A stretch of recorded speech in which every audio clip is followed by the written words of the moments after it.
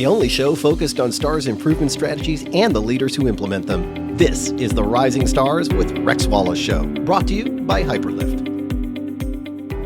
Hey everyone, welcome back to Rising Stars. I'm your host Rex. This is co-host Mick Twomey. Hey Mick. Hey there.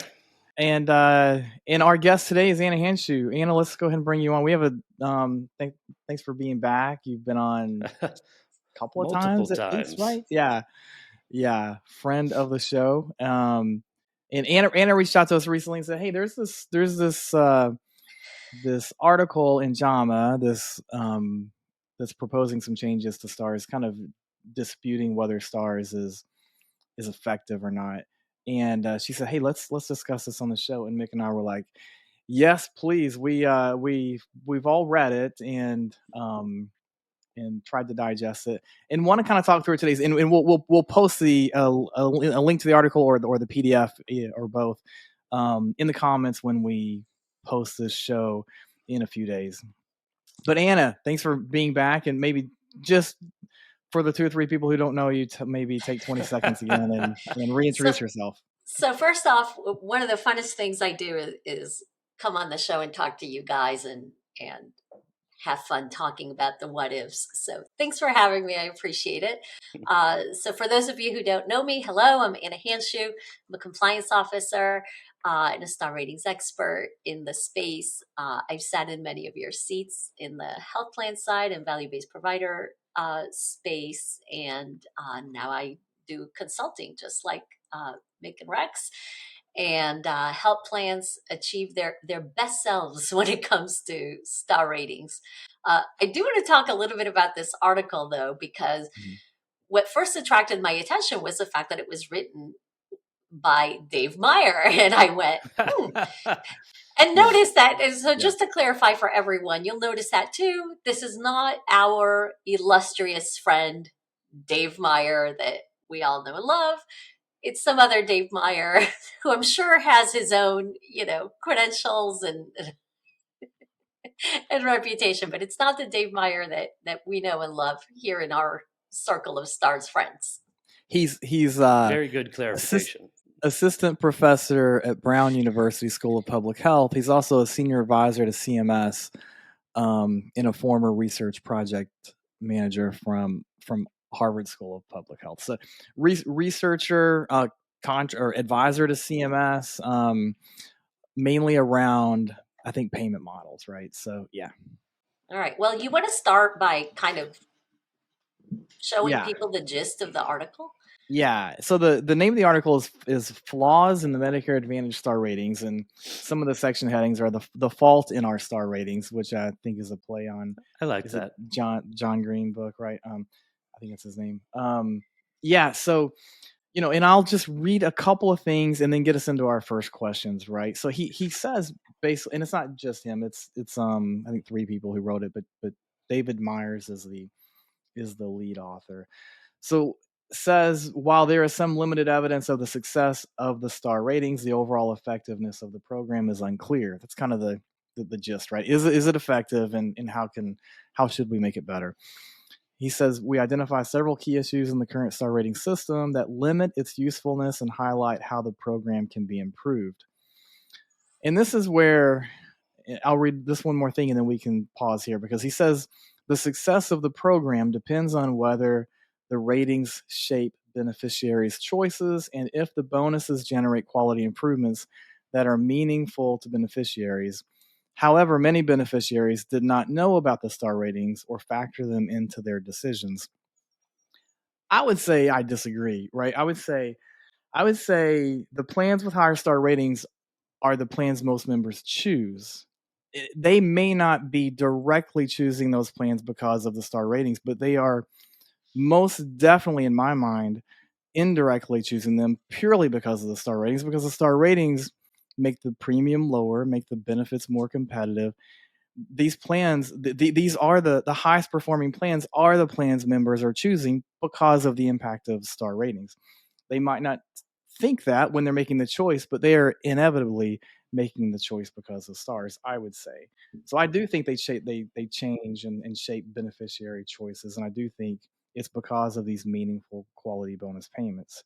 What would you guys And well, say? and it's evidenced by the fact that, if you look at the percentage of members enrolled in a 4-star plan, it's a much higher percentage than the number of plans in 4 stars. So I think that your point is very valid. 100%. I can't believe that they didn't address exactly what you said, Rex, which is the competitive advantage that 4+ star plans achieve, not just from a revenue perspective, but from the ability to lower cost sharing for beneficiaries and to offer a more viable product in terms of more competitive benefits.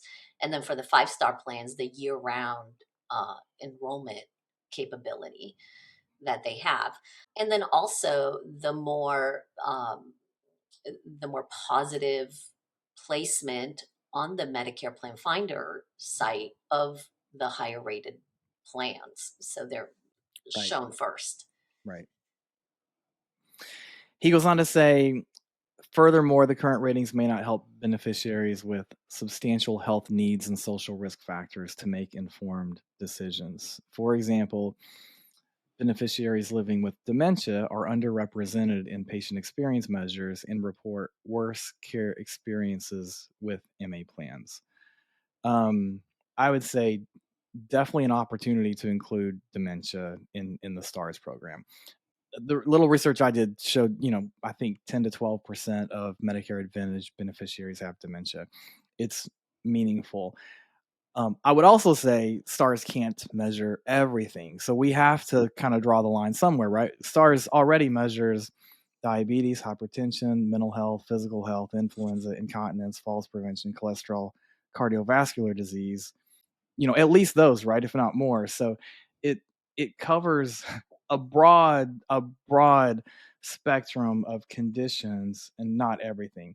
I think dementia is definitely one I would advocate for adding, but I think it does cover a lot. I think it sort of implies that it doesn't cover meaningful things. I think it does cover meaningful conditions, but definitely advocate for adding dementia. Any thoughts from you guys?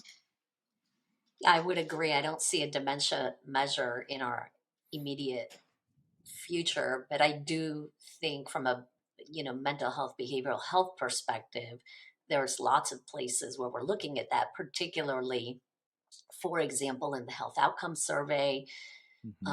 We see methodological accounting within the CAPS, where you look at the case mix adjustment and you weigh the responses of those members, or I don't want to say you weigh them differently, but you account for those responses based on self-reported perception, and then especially on the HOS side, where we're looking, very specifically about maintaining or improving mental health. So I do think there's an attempt. And that side is coming back and getting more weight, and you are seeing more of an emphasis on that.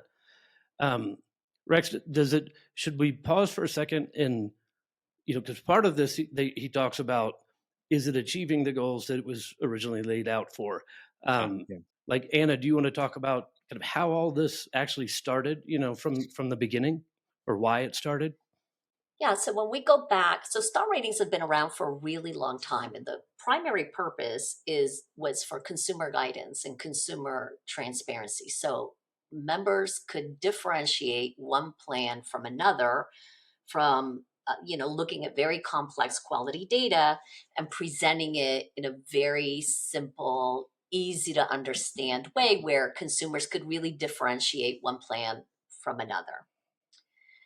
When the Affordable Care Act came into play, that star ratings were then used, that framework for star ratings was used for financial incentives as well as quality improvement, because those bonus payments, today we think of them as bonus payments, and they're called bonus payments, and from the beginning they were called quality bonus payments, but they were really designed to offset the revenue lost from the reduced benchmark premiums that came into play during the Affordable Care Act implementation.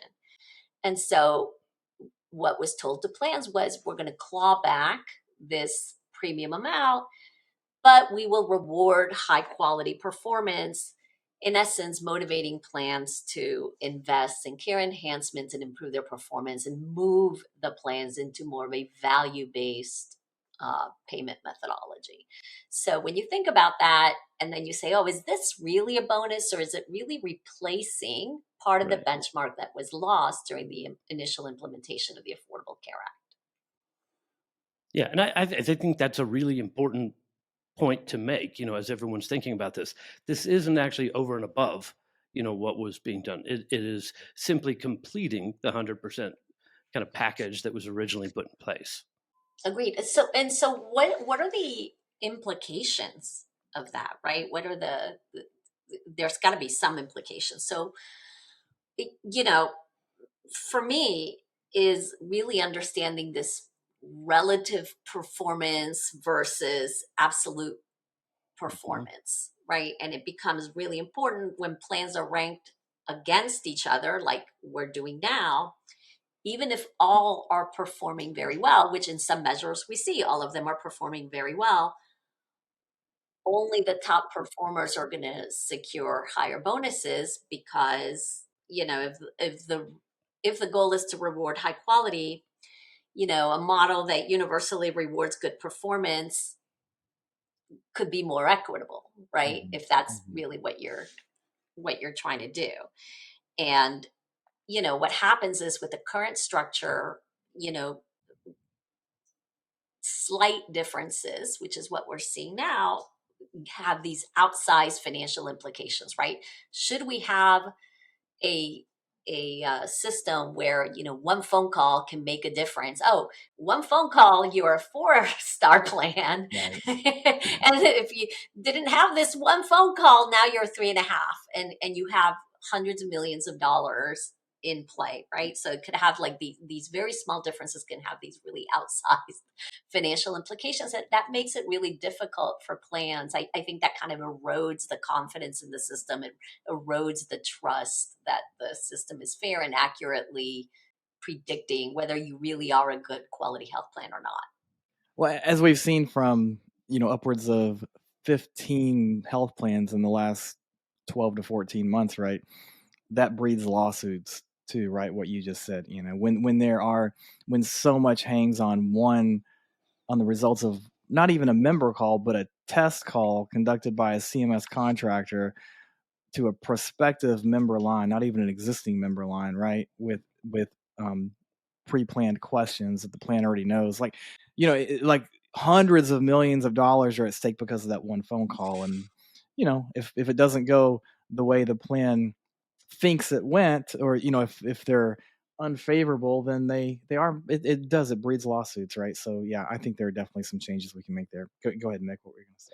Well, all I was going to say is, especially when you look at like last year's weights, when these are 4 weight measures, and you're losing a point, and if you're on the cusp of a reward factor impact, you think about that kind of change, or even QI. A 4 weight measure changing, from a QI standpoint has a significant impact. You layer that against, the CAPS measures where, again, when they were 4 weight, a lot of times it's a 1 point, gap between cut points. So any small change in these can have a really drastic impact on your overall score. Yeah. And really what it does is it almost makes plans game the system. And I don't mean game the system in an illegal or unethical way, but rather they're focusing on a measure by measure capture, as opposed to really putting in operational excellence initiatives that are required to really drive what the article at the end of the day is trying to get at, right? Are we really measuring excellence in operations, excellence in clinical care? And I think that's what the article's trying to say, is that the current system isn't really set up to accurately reflect that performance. It's more set up to accurately reflect how well plans perform to the test. And those sometimes are correlated in many measures, but sometimes, like we saw with call center measure, for example, it's not. Well, based on what you just said, Anna, what kind of jumped to my mind initially is um, that seems to be kind of the purpose of the two 5-weighted QI measures, right? Like, to a degree, if the goal is overall excellence, then a lot of this is a multi-year journey a lot of times. And so if you are demonstrating improvement over time, kind of across the board with as many measures as you can, that should help, should indicate that in the score. And frankly, with the weight reductions and then this advanced notice that came out where you're potentially getting rid of a lot of these ops and admin measures, those QI measures are going to have an even bigger impact.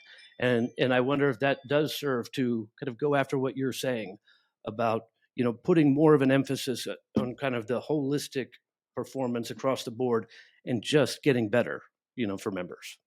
Yeah, I would agree. I mean, even with some of these reforms that are being proposed, I'm afraid, that plans are going to still focus on tactics to boost their scores as opposed to what you're talking about, Mick, which is, you know, genuinely improving care, Yeah, as that's a fair opposed to point.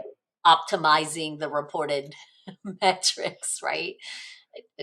We keep saying, and I know Rex, you're out saying the same thing, and some of the other consultants is like, do the right thing over a long period of time. Don't focus on any particular measure. Just set your organization up well to perform, especially if you have multiple lines of business, because you would run a commercial line of business or a Medicaid line of business very differently than what it takes to perform well on what's being measured in Medicare Advantage. But if you, from an operational perspective, that excellence, tends to drive improvements across the board in all your lines of business.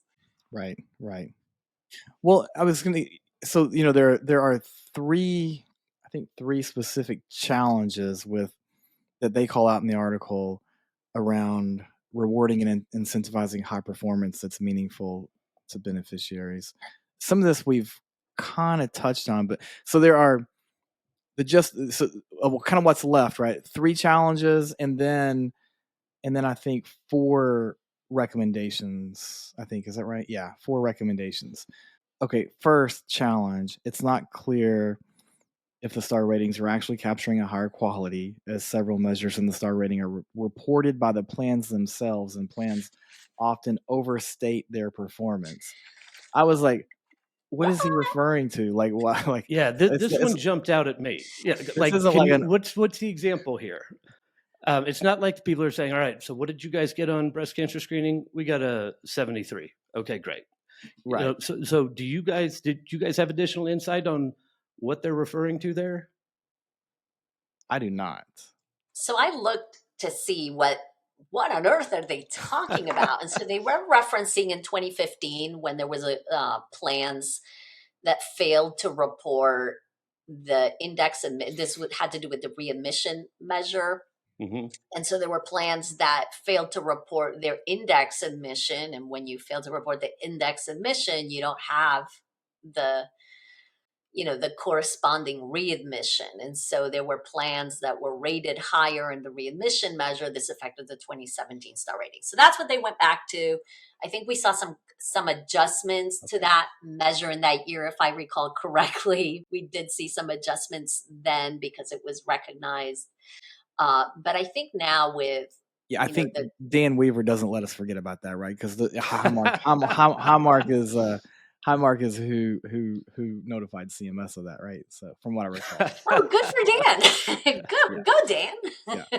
So I remember my plan was helped by that 1 year.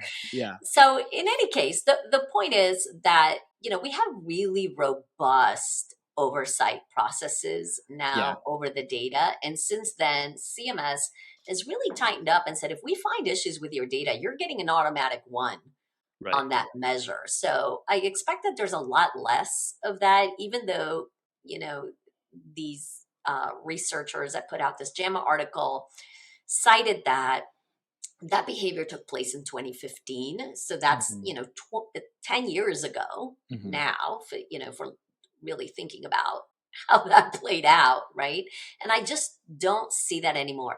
It doesn't mean that plans have different levels of skill related to collecting data, optimizing their data sources, making sure they're not leaving data on the table, especially on HEDIS measures, right? And so you could have plans that have relatively similar performance, but one's measures are going to look a lot better than the other ones, just because they are optimizing all of the rules and making sure that they're able to capture all of the data that they have.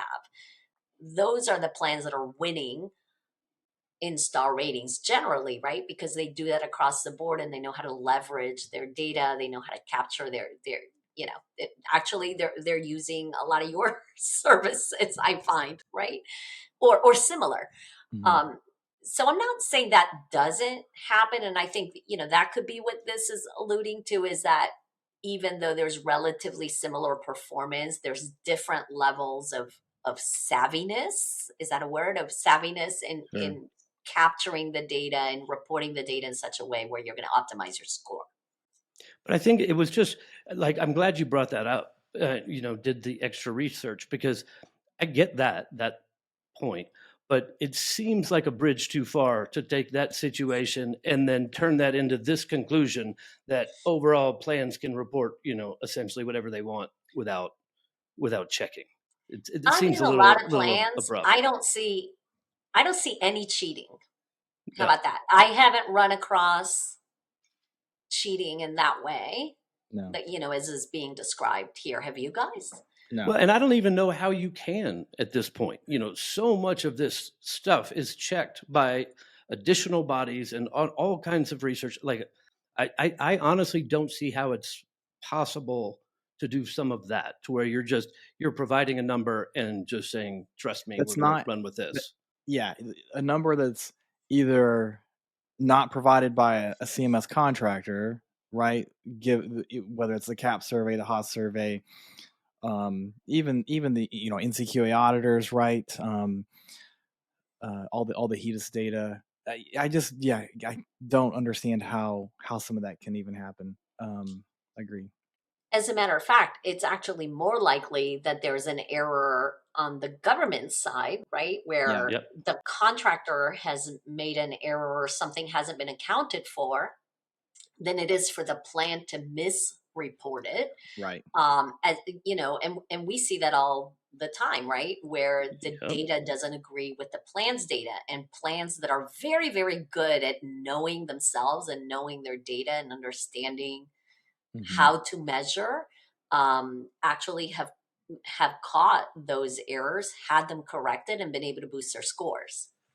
Well, I mean that's the whole purpose, right, of that kind of PP1 QA process when that data first comes out. Starting to look at that and seeing if there's any discrepancies that you need to go after. And you're right, you see it far more often on the contractor side than on the plan side for those errors.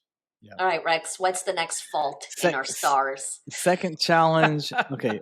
Over 80% of contracts by enrollment are rated 4 stars or higher, which is the threshold needed to earn bonus payments. And a single star rating is assigned to each contract, even when contracts may cover many different states and regions. Local area experiences for members in the same contract may vary significantly. Agreed. Definitely an imperfection in the program, but I believe, is largely due to CMS reporting limitations, right? Like, we don't have all of this data at the PBP level, I don't think, do we? I mean, well, we don't collect it that way, right? Right. And I think that there's reality. I mean, so much of the analysis that we all see when people are digging in, when the plans are digging in, is understanding the geographic disparities and identifying areas to go in. But I think, again, this is to me another example of applying a situation that is true. You have these plans that have contracts that cross states and regions and this kind of thing. But I don't think it is I think it's the exception more than the rule for a lot of these to be able to come up with this conclusion that it's broken because of that. There are definitely going to be opportunities, but I don't think that aspect is as widespread. Would you guys agree with that? Well, we see it in a lot of the bigs, right, that have Yeah, huge, right. huge contracts with lots and lots of PBPs in them. And we also see it in places where the PBPs are so differentiated and different, even different types. So you have some SNPs within the contract that perform very differently than the contract overall. And so, I expect that we're going to see some changes as contracts are pulling those PBPs that are special needs plans out of under the general contract into their own contracts. We might see that differentiated. Well, we're going to see that differentiated performance being reflected in star ratings. And think about, the additional level of coordination that those plans are subject to, the SNP plans are subject to. So in some cases, depending on the population being served, those SNPs were raising scores, and in some in some cases they were lowering scores. So I think we might get more accurate representations as these plans are being pulled out, and and certainly from a geographic perspective, right? Because the nature of the networks within different geographies can be vastly different. Sure. And so there's great variability there. So point well taken by the authors of the paper. That's definitely something that could be improved. I don't know how we would improve it, but I think that's definitely a limitation. Changing the system so often requires administrative and technological investments from the health plans as they react to the changes. And so oftentimes we just see so much resistance to change because it just kind of disrupts the established revenue streams and require such operational overhauls that take time, especially in plans that aren't small, right? Like they have lots of lines of business, lots of legacy systems, established processes that, the plans are not as agile as we might think. Right. Well, and the data's not there. I get what they're saying about, with a lot of the kind of varying, let's say, benefits that you get from one plan to another. If you have very unique, specific circumstances, it is really hard to look across a lot of contracts and understand which one might be best for you. We've tried to evaluate that and see if there's another way to share information to make it easier for members to review plans and figure out truly, like, this one might be a 5-star, this one might be a 3-star, but based on my unique situation, this 3-star actually might be better for me. But it's at this point with the data that's out there, I don't think it's possible to be able to achieve that right now. We have 5 minutes left, and let me get to these. We have these 4. So the end of the article, right? He says, or they say, they talk about a range of potential fixes have been proposed already by think tanks like MedPAC, right? And he says several of these promising solutions are these. So first, and maybe let's just spend 1 minute on each of these, right? First, rather than using the current long list of measures that may be gameable in the current system, CMS could consider reducing the number of measures to fewer, more relevant options. While plans favor removing compliance measures, MedPAC and others suggest including more universal quality measures such as readmission rates, which I thought was already a star ratings measure. In our view, measures should be based on outcomes salient for beneficiaries that can aid in their decision making.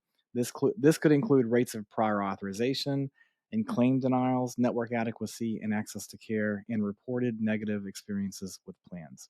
I agree with prior authorizations, and it's in queue, right? It's on the list to be included in the near future. Totally agree with prior authorizations because that's a pain point that we should be measuring.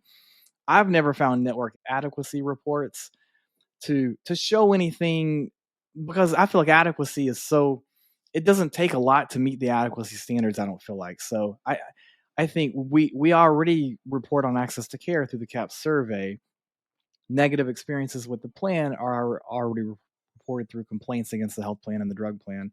So I feel like we're already doing most of the stuff that they're recommending, but what would you guys say? I'm all for simplification, right? Yeah. So, case in point, these call center measures are crazy, right? Yeah. They're contrived and not really representative of the actual experience that a member experiences. For me, does it mean that I don't get upset when plans keep members on hold for a really long time, unacceptably so? Of course. Should that be measured somehow? Yeah. But is the current way that we're measuring, is that effective? Is that a true representation of how well the plan is doing there? I don't know. I don't think so. So, that's one. And there's lots of methodological changes that lack some transparency around them, like in CAPS, for example, there's a lot of black box stuff that takes place. It's not published for plans. When you think about the upcoming health equity index, there's a lot of black box stuff that this group, the three of us, have talked about before. And I think those are the types of things that erode trust in the star ratings system. And that if we would improve that, simplify some of those methodological changes, like you shouldn't really need to be a statistician to understand the levers that you have to pull. You shouldn't. You should be a regular smart person, with goodwill, and be able to figure out what things mean and how you're being scored.